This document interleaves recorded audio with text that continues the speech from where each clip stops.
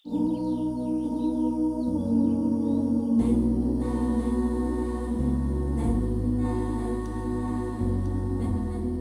John, gusto niyang maging piloto. Si Anne, gustong maging doktor.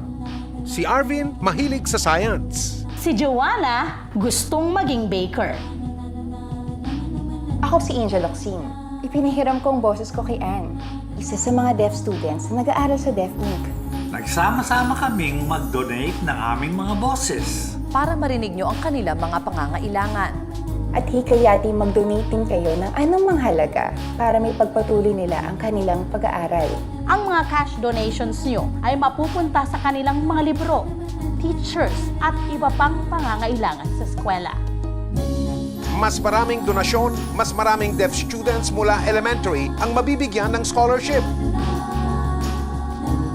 Naniniwala po kami sa kapangyarihan ng edukasyon. Ako po, si Love Anyover. Mike Enriquez po. Kuya Germs. Kuya Kim. Suzy Abrera. Angel Oxing. Please support our deaf students. Maraming salamat po.